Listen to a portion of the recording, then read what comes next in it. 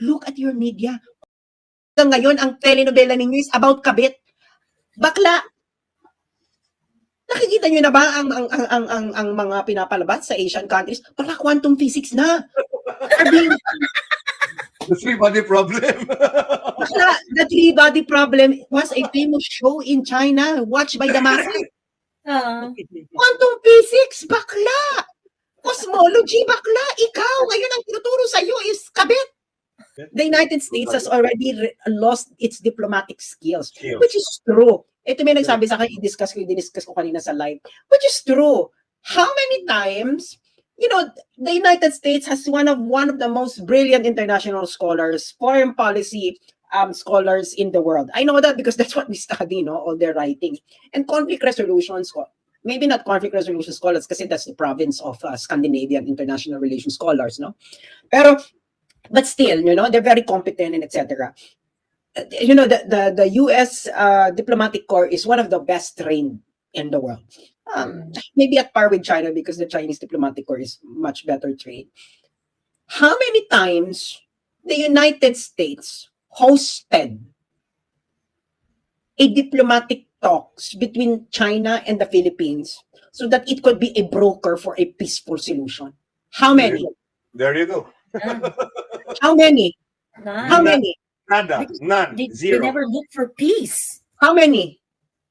None. So what are they sending? What are they sending? Are they sending their best diplomats in order to help the Philippines and China in order to patch things up? No, they're They sending send weapons. weapons, soldiers, Soldiers. etc. Are those instruments of diplomacy? Instruments of war. Anyway, eto na nga ang real talk sa mga ang mother of real talk ngayong linggong ito. Ayan. Just so you know, I have a little bit of background in the Philippines. In 1986, I was deployed there as a platoon commander to reinforce the Subic garrison after the fall of the Marcos regime. There was concern about the New People's Army, so I have a warm spot in my heart for the Philippines. Let's build upon what Colonel Wilkerson had said earlier. The United States is incapable of fighting a sustained conflict against a peer-level force. The United States cannot fight and engage China and win. We will not beat the Chinese. We cannot beat the Chinese, and we know this, and yet we're using the Philippines to create the conditions of potential conflict with the Chinese. Please understand that for the Filipino people, this is a recipe for disaster. You think America is your friend. So too did the Ukrainian people, and they are dying by the hundreds of thousands. Friends don't let friends die in those quantities. The Ukrainians have been displaced by the tens of millions. Friends don't let friends have their cities destroyed in this manner. Friends don't let friends have families separated, have mothers and children destined to a life of refugee status in perpetual poverty. That's not how friends behave. America has never been the friend of the Ukrainians, and we are not the friends of the Filipinos. We don't like you. If we did like you, we wouldn't be doing this to you. Sakit, Bex. Grabe, ha? We don't like you. We don't like you. We are not the friends of the Filipino. We are using you. You are a tool, nothing but a tool. And when the tool ceases to be useful, we will discard you. We And will discard you means usually after a war that devastates you. We are using you to gain some sort of momentary leverage over the Chinese. We will fail. The Chinese will win and you will be destroyed. End of story. It's high time the Filipino people pressure their government to start sitting down and engaging the Chinese government responsibly. China is not your enemy. China is your neighbor. China is your friend. China doesn't want war. And if you would engage China in diplomacy, and as we've all indicated here, America has long since lost the skill set necessary to carry out diplomacy, but the Filipinos, the Philippine people can reignite this, to relearn it, to use this skill to prevent a war. But if you continue to behave as colonial subjects, and I know that's a sore subject of the Filipinos, because you were the colonial subjects of America. We still view you as our colonial subjects. We don't like you. We don't care about you. We just want to use you. Grow up. Grow up and act responsibly. Take control of your own future. America is not here to help you. America is here only to use you until there's nothing left, and then we will discard you on the trash heap of history. Wow. I must tell you, I spent a lot of time in the Philippines and came in off the carrier Iwo Jima, the Valley Forge, the Guadalcanal, and both Scott would agree with me. Americans have a tremendous love for the Filipino people. I would say two of my very, very closest friends are from the Philippines, and we really wish very much that you were not in this posture. But I think it's very important for the Philippines to be clear-eyed in what's going on and not to be led down the path by bellicose military people from the United States. You're talking about small islands. I wish China were not engaged in that particular policy. I tend to be sympathetic towards them on many things, but less so on that one. But at the same time, I think you've got to make sort of a cold, clear-eyed assessment and say, look, it's not worth a war with a great power for the Philippines to engage in combat over those small islands.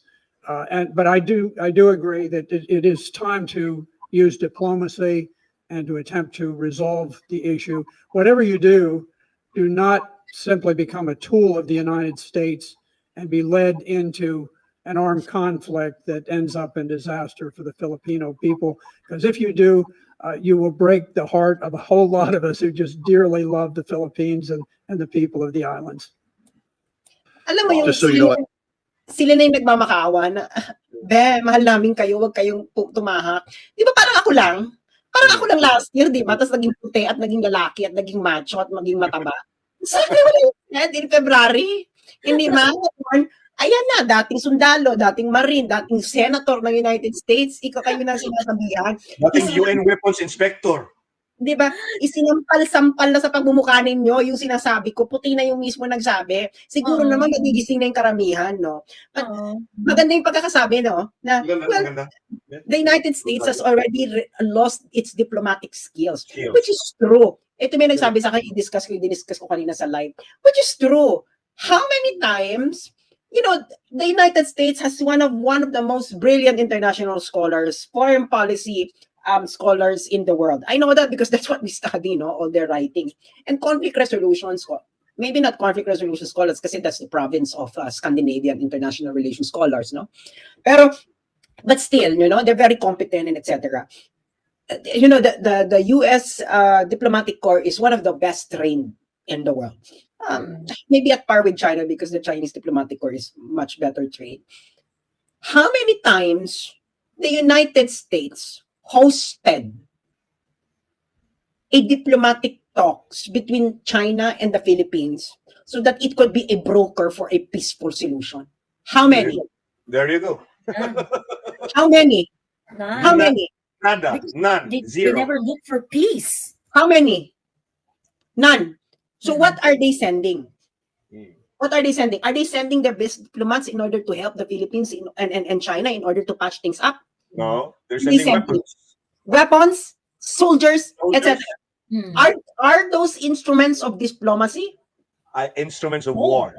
Instruments of war. Huwag na tayo magbubula-bulahan, no? That's how you count. You know, there is an empirical data that you must rely on in order to determine where your foreign policy is going. If you are sending more diplomats every day, trying hard, etc., then that is your priority. Pero kung ikaw, ang ginagawa mo, pinagsasalita mo dyan, gusto mo nang, itong si Tarriela, meron pa siya isang time, one time minsan na, day, yung sinasalita lang, yung high-ranking,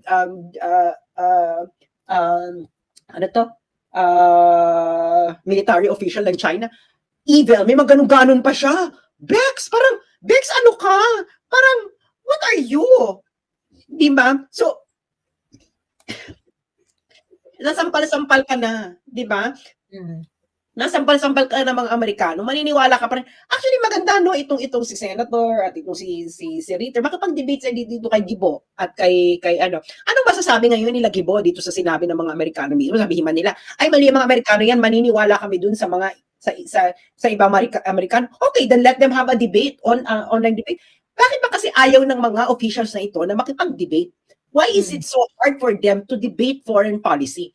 Is it because they don't know anything about foreign policy? Is it because they don't know anything about geopolitics? Hindi ba? Nasampal-sampal na sila and they are just resorting to memes and sasabihin ka na lang na, ay, pro-China ka. Pero, Traitor ka. but that is not debate. That is name calling. That is a 5-year-old argument. Right. Di ba? Right. Ano tayo? Mag-argue tayo ng magna cum laude itong magna cum laude. Ganun ang level, bakla. Para mataas naman natin yung antas ng Discussion. Yes. Di ba? Para mataas natin yung diskurso. Ngayon, ang anuhin nila dito is, hindi naman dyan papunta. Saan nga papunta yung policy ninyo? You must have a clear end goal. What is the end goal of the administration? Of the military? What is? Can someone tell me what is their end goal? No one. No one. No. Alam ko to. Alam ko kung bakit alam ko to, no? I was invited before to give a lecture on the South China Sea conflict ng NICA. This was before pang nagbago-bago ng foreign policy to si BBM. That was I think around September, August. Bago pa ako naging member ng National Security Council Experts Group. So, ayan, ang dami diyan. So, tinanong ko sila. I was there. They were like officials, high-ranking officials ng NICA. Tinanong ko sila, do you know what is the end goal of the Philippines? That is a question that you ask in security issue. What is your end goal? Is your end goal to remove all Chinese in any Chinese at all in the South China Sea? Is that your end goal? Is your end goal roll back? Right. Walang makasagot. Sabi ko, well, okay, sabihin natin, ang end goal nyo is roll back, remove all the Chinese. Oh, what are you willing, from that end goal, you have to backtrack. Ano yung gagawin mo mga steps in order to achieve that? Yes. Diba? And are you capable of achieving that? Of achieving that end goal? You are achieving that. Ito si Bombo, national interest. Bakla hindi mo alam ang ibig sabihin ng national interest. You know what? There are a lot of debates about what national interest is, no, in an international relations scholarship. One of the best definition of national interest is by, the great Hans J. Morgenthau. Sinabi niya, nagdedebate sila ng national interest. Well, he's a realist. Sabi niya, your national interest must match your capability. Right. And you must prioritize. Okay? You must prioritize what your national interests are based upon your capabilities because you cannot punch over your weight. If you punch over your weight, you will collapse. Right. That is a fact. That's where Big Brother comes in. Diba? You cannot punch over your weight. No? What is actually the weight of the Philippines? And this is empirical, no?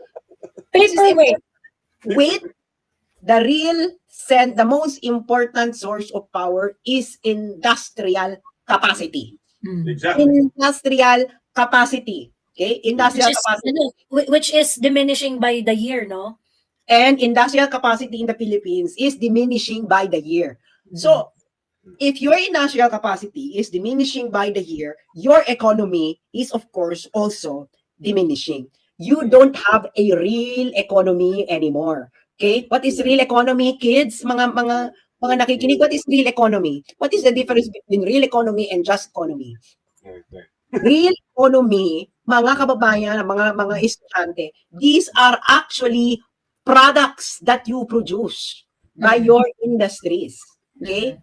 Yan ang real economy. Kaya nga ang sabi nila, Russia will not be defeated because its economy is based on the real economy. High manufacturing. Okay? You actually produce something. Ano yung kabaliktaran ng real economy? This is like a bubble economy. Yung mga financial derivatives, insurance, etc. Yung Wala naman consumer economy. No productivity. Like for example, yung mga sweldo ng mga artista, yung mga sweldo, yung it actually inflates the economy because of high how do you call this? Itong mga high value na to, but it actually doesn't accompany any productivity at all. So now you become the number one importer of rice. We can't even grow our own ginger. That actually means that even your agriculture, which is actually the industry that you should have already mastered by now, is collapsing. Mm. And you are going to punch over your actual weight. Where do you think you're going? Where is it? Oo. Exactly. Yes. Oo. Wala, Wala. walang patutungan. Wala. Yun. True. True. Um, Yun na nga, no? Kusas, ano, no? I don't know kung maririnig at maiintindihan ng mga kababayan natin na mismong ano na, mismong mga puti na, mismong mga Amerikano na talaga ang nagsasabi na ginagawa lang tayong instrumento ng Amerikano para sa giyera nila against China. At katulad ng isang instrumento, katulad ng isang tool, pag tapos na sila, na gagamitin, discard ka na. tool, i-discard na nila, itatapon na nila, and usually, Sa basurahan. sa basurahan, the trash bin of history. Mhm. But it's usually daw, pagkatapos ng isang devastating war na talagang will destroy us as a country. So mismo na yan, former UN weapons inspector si Scott Ritter, former Mhm. Marine US Marine Intelligence Officer. Yung mga nandun, mga retired colonel, no? As well, no? Mga military men. Na Mhm. tingnan mo Joey, tingnan mo. Itong mga taong to, combat veterans. They know the face of war. They've been in actual war, Mhm. no? Ayaw nila ng gera. The veterans, yung mga veterano na naka-experience na ng digmaan, ayaw nila ng digmaan. The least people who want war are those people that have already experienced war. Mhm. Now, my question is, itong si Tariela, itong si Gibo Chodoro, itong mga amboys tulad ni Hidarian, tulad ng yung bagong boyfriend ni Tariela na si Calzado, Caldasa. Ano? Caldaso. Ano mo na siya, you come across him si Oh. Caldasa. He suggested that since hindi naman tayo sinusuportahan ng mga kapitbahay natin sa ASEAN, exit na lang tayo sa ASEAN. They don't really care. The ASEAN countries don't care about the Philippines because the Philippines is all about drama, number one. And number two, the Philippines is not giving them anything of value. Yes. Mga bakla, be realistic. Be realistic. Do you really think the ASEAN countries will actually go behind the Philippines when what's happening right now in ASEAN is it's being connected by high-speed railways because of China's financing? Do you really think that they would like to give that up for you? Who the ASEAN fuck are 9 you? ASEAN 9 would be much happier pag nag-exit tayo. Correct! Correct. Sabi ko nga pagka kunwari nag-ano tayo, sabi na, exit na kami sa ASEAN, siguro sasabihin ng mga ASEAN brothers, oh my God, sa wakas. At last. Naiintindihan tayo. Joey, this guy also has one crazy idea. Sabi niya, it's much better for the Philippine Navy to ground two ships between China and the northernmost tip and between the Sitangkay archipelago and Sabah. Pwede naman. Magkano ba ang isang Navy ship? Check nga, i-google nyo nga, magkano isang Navy ship? Magkano isang Navy ship? Can you check it? How much is one Navy ship? Yung BRP, Navy is probably, magkano ba yun? 2 billion? 2 billion pesos? And that was, yung BRP Sierra Madre, World War II na pinaglumaan yan ng United States. Ng United States, yes. Okay. Sa US, in 2020, the US Navy estimate that it's 870 million per ship. Dollars. In dollars, yes. Lagay na lang natin 1 billion. How much that in peso? It's about 48 billion. 870, hindi kasha yung calculator, Sas. 870 million US dollar to PHP. It's almost 1 billion pesos. That's 50 51 billion. That's 51 billion pesos. Tapos i-run na ground mo dyan 51 billion pesos. And these are the experts that these people talk to. Are you fucking insane? You are wasting 51 billion? For what? What is the ROI? Ganyan girl na mag-isip. What is the ROI? When are you expected to get your return of investment? That's how you talk about natural interest. No? It is expressed in material terms. That is the only thing that matter. Yung mga pride, yung mga ganyan. You only do that when you already achieve the ROI. Hindi ka mag-ano na, I'm so proud ngayon kasi nakapagmagayway kami ng ano. Bakla, no serious country in the world would actually look at you and think we should come to the Philippines.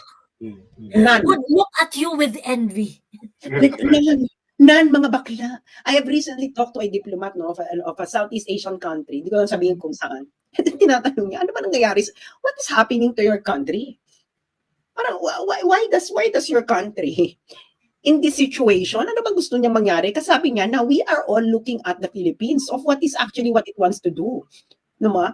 Parang ano ba gusto ba niya itong does it really want to be in a fight with China? Does it really want to have this fight escalate? What is exactly what exactly the Philippines want? And this is like a diplomat of a Southeast Asian country. And I told him, I don't know too, because what is exactly your end goal? When do you want to achieve it? Hindi ba? You cannot achieve, ano ba yan? Gusto mo ba mamamatay ka na, hindi mo pa ma-achieve yung end goal mo? Because it's unrealistic. As simple as that. No? It is unrealistic. Whatever the end goal of BBM and whoever, pati itong mga batang-batang yultong na ito, these are people who doesn't know anything about national interest, what national interests are, what do you do in order to achieve your national interests. That national interests actually have actual ROI. Walang balik. Of course. Walang balik. Bakla nagsasayang ka ng pera, and this all redounds to a lot of Filipinos do not know anything about business, about financial matters, di ba? Kaya nga, di ba, nung si Tessie Coso nagsalita siya na please tone down because this is bad for business. What did these idiots do? Inatake si Tessie Coson, yes. Inatake si Tessie Coson. So si Tessie Coson nanahimik na lang. Of course, I'm pretty sure nasa isip ng Tessie Coson, these people are idiots. They don't know how to run a business. Right. And what is actually necessary for a business to try. Bakla, this is a billionaire, no? Okay lang kay Tessie Coson. Gusto mo awayan ng China? Yeah, Tessie Coson can actually easily repatriate her money, her family's money and move to China. China, yes. And actually, marami ng SM malls actually dito sa China. So, Marami na. they're actually doing well. Actually, doing much better than the SM malls. A lot of SM malls in the Philippines. So is that what you actually want to do? Who actually wanted to invest in you if your country is actually on the brink of suicide? Correct. Even Filipinos do not want to. Kami nga ni Kuya, nakausap namin sa katerbang OFW last few days ago eh. Right. Diba? All of them wanted to go back to the Philippines and spend their hard-earned money here in the Philippines. Kaso Miss Joey, natatakot kami kasi parang baka yung pinagputahan nila ng ilang dekada pagdating dito sa Pilipinas, 'di ba? Baliwala lang because of the impending The Chinese foreign policy is very simple, no? There are only 4 things that are non-negotiables for them. Xinjiang, Tibet, Hong Kong, and Taiwan. The rest negotiable. Yes. Ikaw naman, hindi negotiable sa amin. Oy, bakla ka, di mag-away tayo dito. Ay mo makapag-negotiate. Okay, fine. Diba? As simple as that, no? Ikaw, parang, hindi mo alam kung ano ba ang pinagugutan ng mga ito. Where did they actually get their knowledge from?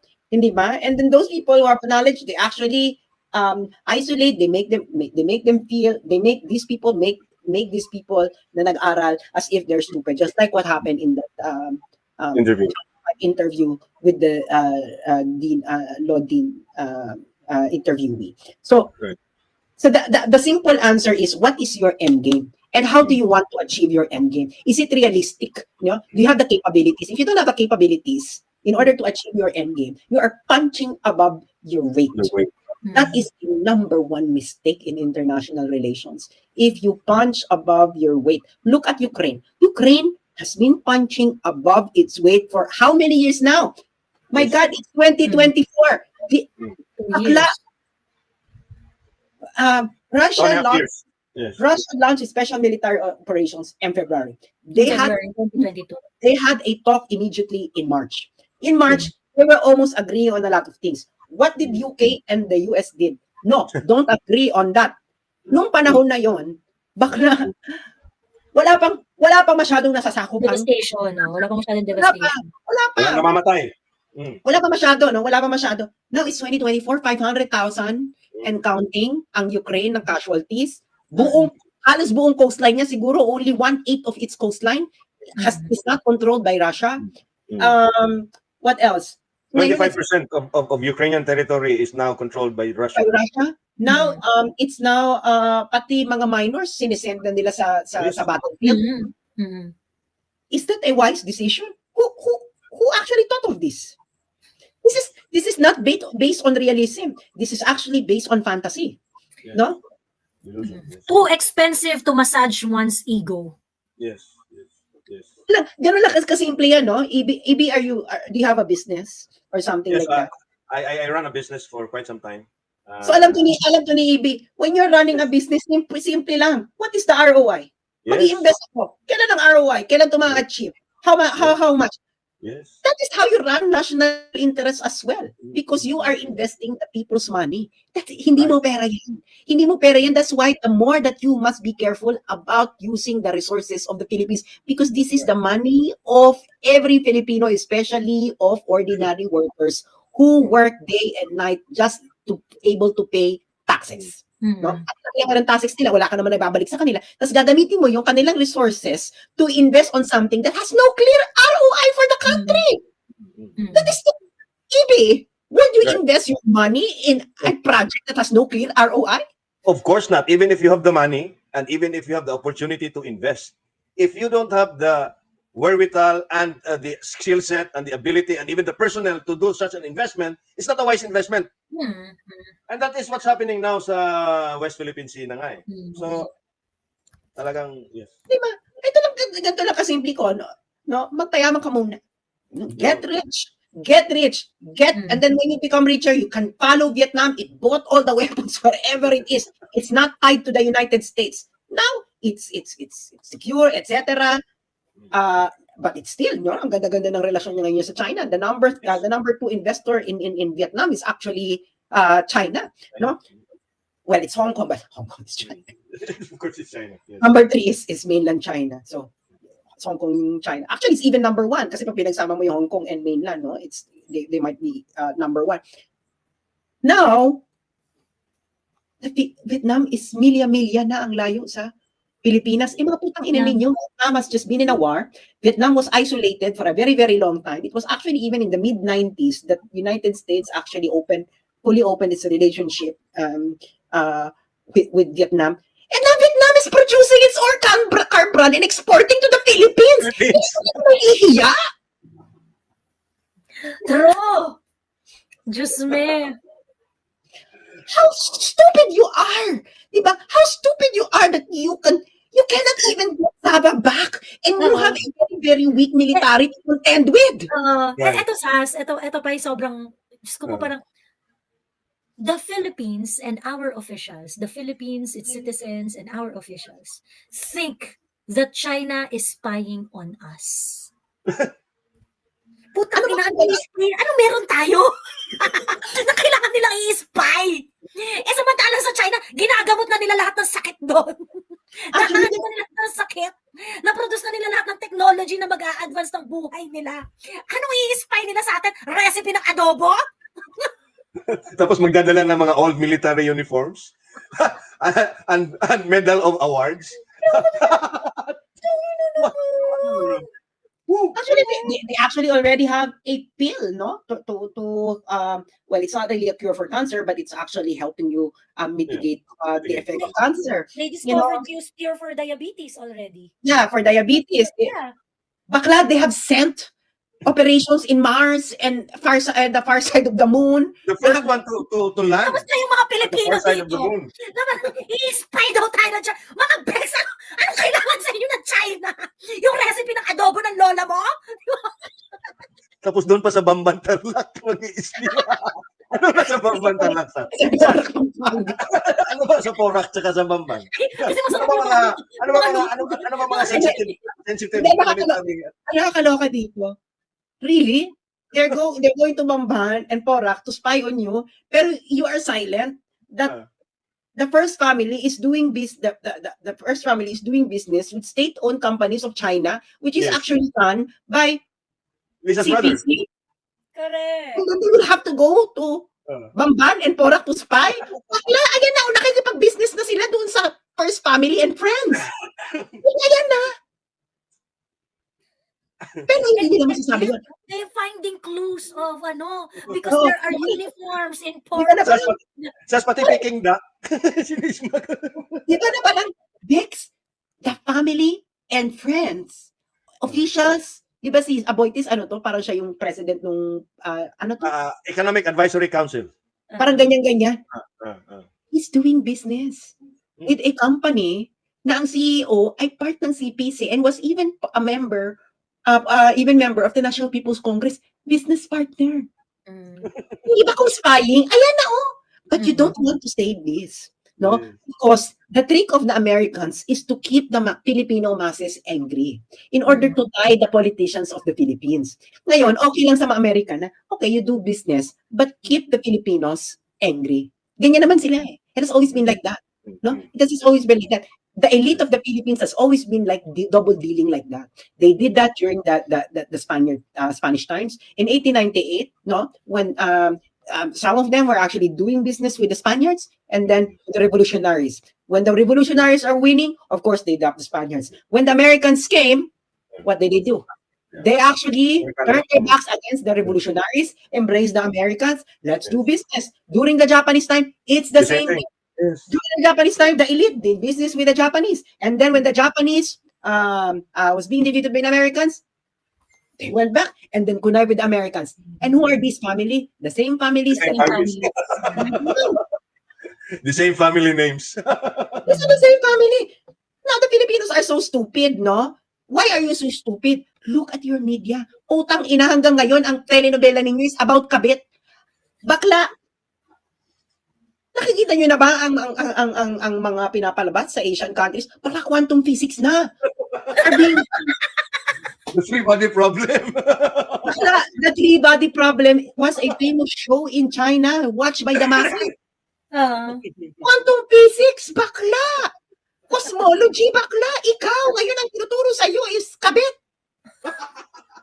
Ganun kalayo.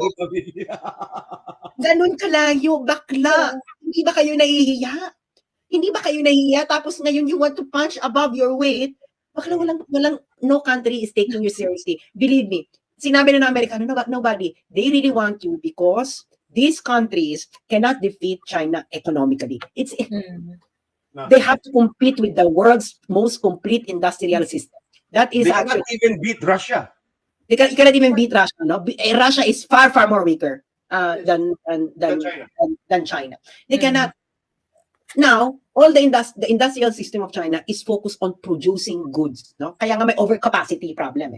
So how do you beat that? You have to give China a problem wherein its industrial capacity would be channeled. What is that problem? You have to give it a war to fight. So that yung industrial capacity niya doon mabubuo. Para lang. But they don't want to defeat China. They just want China to slow down. They just want China to slow down. And one of the best ways to do that is really to give China one fight. No? But China will not do that because China is not stupid. Bakla, China is producing highly intelligent people every year by the millions. Correct. And they're not shying away in telling the Philippines na, wag kayong magpagamit. Di ba? Parang, alam namin, pinoprovoke nyo kami. Sorry. Kayo naman, Philippines, wag kayong magpagamit. Di ba? Sabi ni Inaro, mukhang hindi alam ni Sas ang contribution ng mga Pilipino. Yeah, alam ko yan, Inaro, the contribution of 3 scientists in quantum physics. Do you know how many quantum physics contribution of Chinese scientists on quantum physics? And where are these quantum physicists, Inaro? Filipino quantum physicists. They are in London. They are in the US, in London, and in London. Are they in the Philippines? No, because your scientific establishment in the country is bagsak. Nothing. There's Cannot no career. accommodate those kind of There is no career. Wag, alam mo ikaw, Inaro, you have to separate the achievement of a country and achievement of an individual. Person, yes. Actually, number one yan. Kaya nakakaano to kausap to si Inaro. May Inaro kasi, ang problem, we have proven that you are intellectually dishonest. It's really a waste of time talking to you. Sa totoo lang. Sabi niya, di ba may contribution? That's not the contribution of the country. That is the contribution of an individual. At kaya nagkaroon ng contribution yung individual na yon because that individual was honed in a country that actually nurtured that talent. That's why the Philippines cannot own that victory. No single Filipino can own that victory. because your country is not a fertile ground for science to progress. Mm. Exactly. Yes. Look at the chess players, no? Mm. Si Wesley So. Yes. Are you gonna really say that the Yeah. achievement of Wesley So is the achievement of the Philippines? No. Or even the fencer. The Or nasa- Americans trained him, nurtured his talent, provided an environment where he can achieve such heights, di ba? Exactly. Sa Pilipinas yun sa kanya. Diba? Exactly. No, that's why you cannot. Wesley So is a Filipino. Yes, yes. Are you gonna say that, oh, maraming achievement ang Pilipino sa chess? Yeah, but as an individual, we're talking here about the achievement of a country. Hmm. Sabi ni Leila, Joey, akyat daw si Enaro. Di na. Mag-send kayo ng ibang tao. Mag-send kayo ng ibang tao. Nakausap na namin si Enaro. Alam mo what I noticed here in China in studying? The Chinese are not afraid and that are not arrogant in order to consider themselves as backward still. Backward pa kayo. Alam mo yung pinapabasa sa amin, alam mo yung mga Chinese writer na critical of Chinese society. Nagkukulat nga ako sa seryoso ba to? Yung mga kaklase ko na mismo, sabi ko, ay naku, bakit? Pero that Chinese is actually being too westernized in thinking. But these are like the authors celebrated in China who are critical of their own society. Gugulat ka ako, sabi ko, putang ina, parang it's so weird. At yun, they consider themselves still developing. They consider themselves too backward. They still consider that kaya ang plano nila is to rejuvenate, and they don't feel that they haven't yet rejuvenated. They feel that they're still backward, that there's still a lot of things to do. Na parang that is what you call, people who, AB has a business, no? These are really, kasi if you are really an achiever, you would really know that there are still more things to do. Of course, you will never run out of things to do or ideas to make this and improve on. Kasi you know that this is not enough. No, this is not yet enough. This is not yet it. It's always a work in progress, yes. Even like you as a scholar. Diba? Pero itong mga ito, no, na parang okay ng Pilipinas, maganda na tayo. Sige, lumaban na tayo. Bakla.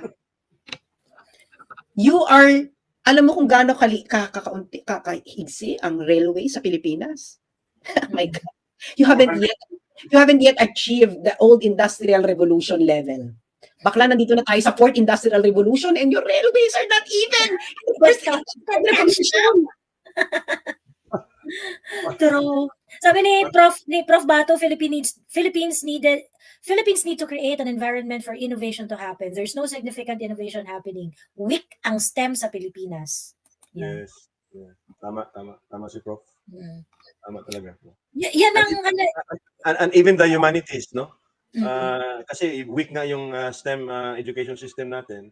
Even the humanities side, and I think Sas would agree with it, na yung humanities studies na it hasn't been given so much importance, no?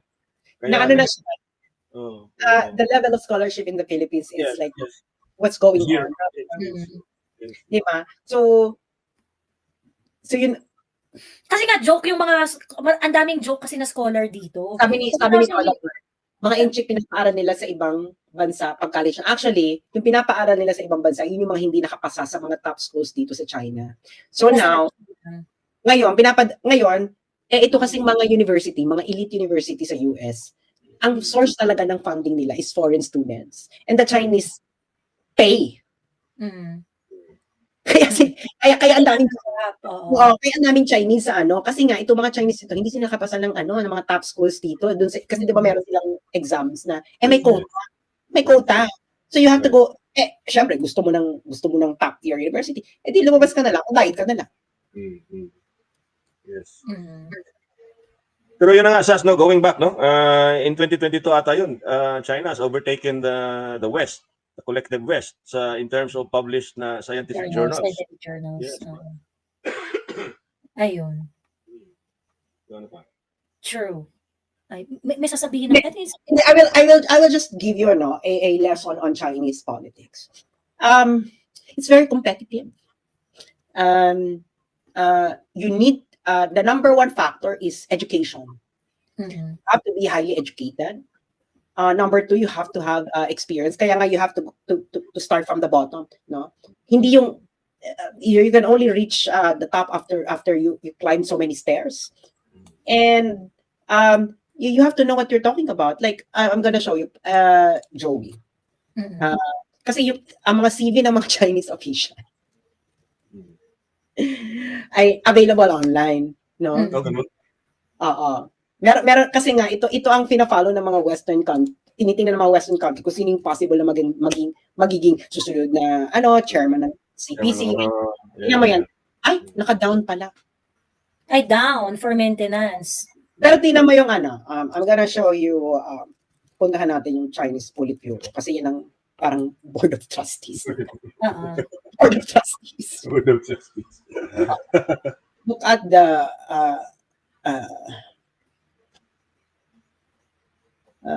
standing committee, yung 7, the top 7. So, i-click mo yung mga names diyan and then look at Uh-uh. yan ang pinaka upper echelon na Communist Party. Politburo. Yung standing committee, yung 7 na lang sila. Ito. Mm-mm. Ito. Mm-mm. As ko like, si President Xi, Tingnan mo yung education. early life and education. Ayan. Without the protection of his father, party secretary. Asan yung ano niya? Asan yung education kinemot? Ayan, no? Early life and education. Oo nga. Tingnan mo yung so Went to Beijing Bai School and then Beijing number 25 school in the that's last paragraph. So after 7 rejections, she joined the communist. So he was rejected 7 times in order kasi napaka-competitive mag-join ng Communist Party. Communist Youth League of Ay, China. Yes. Chemical Then engineer. he joined the CCP 10 times and was finally accepted on his 10th attempt. 10th attempt na accept. She studied chemical engineering at Tsinghua University Tsinghua. Wow. as a worker peasant soldier student in Beijing. The engineering majors there spent about 15% of their time studying Marxism, Leninism, and 5% of their time doing farm work and learning from the People's Liberation Army. Farm work. So Tsinghua. engineer yan, is a farmer, and you have to start from the bottom. You got rejected 10 times in 10 order times. to join a political party. Sa Pilipinas, how do you join a political party in the Philippines? You buy in, just like playing poker. Or you are born into it. Tingnan mo ba Born into it, you donate. and Xi Jinping, the father of Xi Jinping is actually a very high, one of the high officials ng CPC. Kasi ang tatay ata if I'm not mistaken, ang tatay ni Xi Jinping ang responsible, I think, sa development ng Xiamen. Xiamen ba? Xiamen, Fujian province. Di ba? Fujian province yung Xiamen. Ito okay, sa southern China. So Qing County. Jiangxi. hindi meron you cannot be a leader in the same In your residence, yes. and in where you were born or where you were raised. You cannot be a leader there. Ganun ang patakaran ng China. That's I practiced for 2,000 years. So ang eksena nila diyan, kaya nga pag sayang hindi available yung curriculum vitae, baka ina-update. Kaya pag nakita mo yung CV nila diyan, halimbawa naging official, di ba, naging halimbawa naging part ng People's Village or whatever, and then in the middle babalik sila ng school. Tapos pagkatapos nun, ready ka na sa promotion ulit kasi nagkaroon ka na ng Further studies, yes. Oo, tapos hanggang maka-achieve ka ng PhD mo, for example, and then packet ka ng packet. Kaya it's very competitive kasi yung mga kalaban mo, they're all competent. Yung talagang meritocracy, no? Second, they all have experience. And of course, just like in any politics, meron diyang may clique, merong it's the people you know, etc. Pero the bottom line is, even if you have the people you know and etc., you have to be educated and competent and has a lot of experience. So doon na kayo magkakatalo sa people you know. Hindi po pwede na angat ka lang because of the people you know. Because of the people you know. Hindi po pwedeng yun yung pundasyon. No. This is the people you know.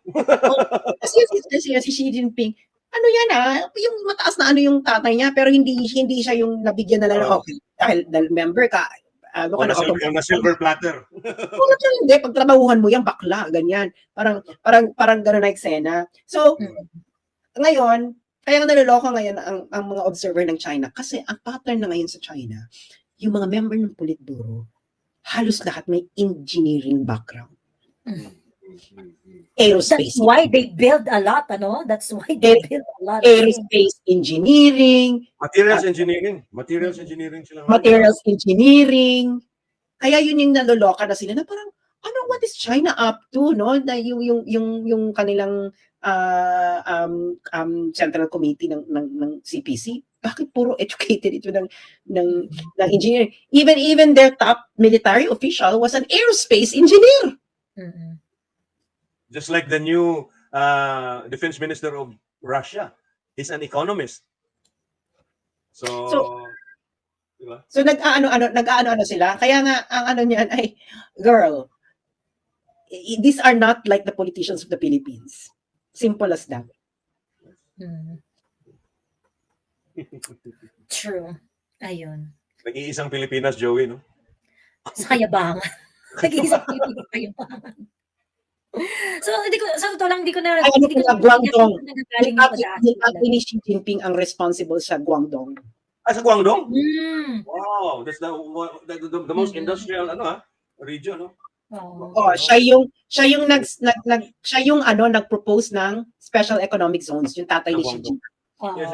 Kasi hindi, yung concept mismo ng special economic zones. Can you imagine, ganun kataas yung ganun Ganong level sa Ang ano. level na yung tatay niya. Pero nag-umpisa pa rin siya sa... Can you start from the bottom? The bottom of the bottom. He has to do farm work. Right.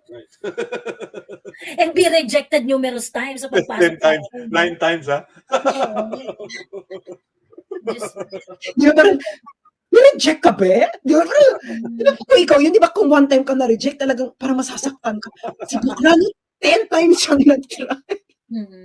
Yung mga ano nga, kasi syempre dito sa Pilipinas, di ba sobrang bababaw ng mga isip ng yung kaibigan ko nga na trader, sabi niya, ang tawag dito, ito naman mga Pilipino, comment na, kasi talaga nagpupunta siya ng China para sa, ano niya, no, sa mga businesses niya and whatnot. Ganyan, sabi niya, ito namang mga, kasi, mga kababayan natin, pag sinabing China, made in China, hindi palpak, keme.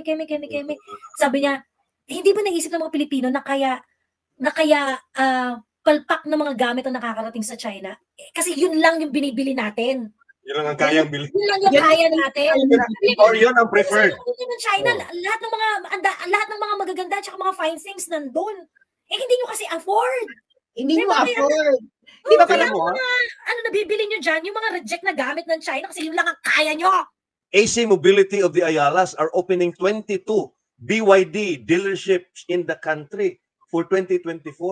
and BID is, of course, you know, Of course, it's China. connected to the CPC, you know? Exactly. It's connected to the CPC. Tapos, ang sasabihin nila, naku, nagsispy sa atin ng China, kaya sila pumunta ng Porac sa kanang Bamba. Naku, nag-spy sa atin ng China gamit ang Pogo. Bakla yan na, business partner ng kabarkada ng presidente. Presidente. Hindi ba yan that is 1 degree away from the president. Yan ang spying. But they don't want to say In an that. interview of Lisa Marcos with Astor Amoyo, di ba sinabi niya doon na she built her company with Chinese partners way before the husband decided to run as president. Wow. At alam ko, kung sino yung, it was given to me in confidence, no? Kung sino yung business partner na yon at kung ano yung business partner na yon dito sa China, the family. So I don't want to say, no, if Isaf and Mika are worth their salt, they should know the information that I know. Pero yun na nga, na parang, Bex, bakit kailangan pumunta ng Porac at Bamban para mag-spy? Ayan na, ayan na, ayan na. Spy daw nila yung recipe ng mga Kapampangan, sarap daw kasi magluto. Tapos hinighlight pa yung frozen Peking duck, yung frozen na dala-dala. May mga nakuha raw ng mga frozen meat. O, gagawin natin. Party tayo? Gawa tayong charcuterie? Okay. Alam mo, even the South Koreans have very dodgy dealings in the Philippines. Oh, yes. Di ba?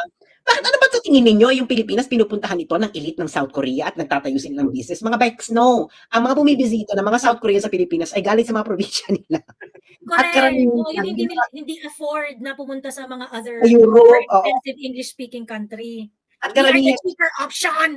At karamihan dyan, may mga business. And of course, the most lucrative business in the Philippines is monkey business. Kaya kita mo si Kumar, Indian. Sa tingin mo ba si Kumar, ano ito?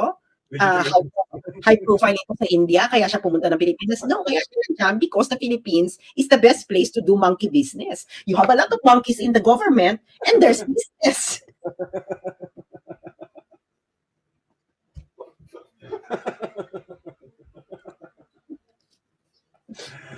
Kaya gusto ko nakakausap ng mga business background. Ito si Joey, may business background to, di ba? Sa finance. Kasi ibig niya.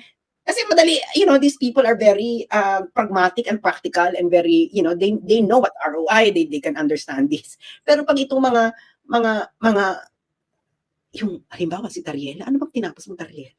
Do you know anything about business? Do you know anything about highlight si Tariela before natin tapusin ang gabi. Gusto ko i-highlight si Tariela ng wagas. Kasi, grabe, talagang tumodo sa usaw si Tariela dun sa KOJC issue. Parang, sa totoo lang, ako, hindi ko naman sa kinakampihan si ano, I mean, wala, hindi ko, parang, hindi ko, I do not really find it, ipagtanggol si Pastor Kibuloy or whatnot, ganyan. Pero pagka meron kasi mga ganitong tanga na naglalabasan, pinipilit nyo kami magsalita eh. Exactly. Kasi nga, yung pinapight natin is, the rule of law. And then, Sabi ni Tariela, when the mansion of the fugitive, Pastor Kibuloy, was surrounded by Philippine National Police, they had lengthy statements and even criticized the police efforts to arrest him. I find such reaction paradoxical and it makes one question where their loyalty and interest really lie. Putang ina mo ka, meron tayong tinatawag na due process of law.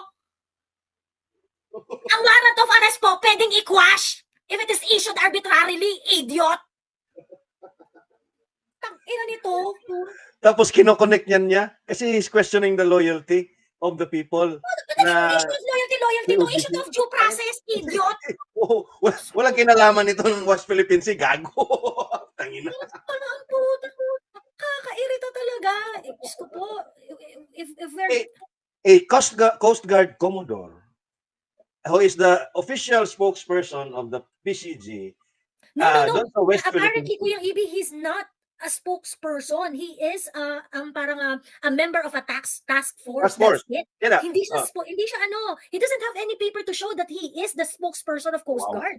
Ganun ba? Yeah. So tapos, why does he have to issue a statement regarding does he have a background on police operations, the conduct of the serving of warrant, In fact, if he has one, Kuyang Ibi, if he has one, he would understand that police were questioned several times and in many instances, police lost in serving a defective warrant of arrest. Yes, exactly. And he's assailing the members of the church na nagprotesta. Oh my God, guys. Oh my God. Tapusin niyo muna yan kasi this is explosive. Kalalabas Okay, na Kuya. So, papadala ko sa yung link. Nakakaloka. Sobrang na-high blood ako dito, Kuyang Ibi, no? Dito sa comment na ito ni Tariela. Unang-una, it's not his place to comment. It's not his place to comment. Number two, this is not about issue of loyalty, idiot. This is an issue of protecting your rights. If you know your rights, you're going to fight for it. And for crying out loud, Joey, it's a church compound. People go there in congregation. Ano ba kula, ihinto muna yan because this is explosive news from Reuters. Ay talaga, again. Sige. As in, just this one. Now,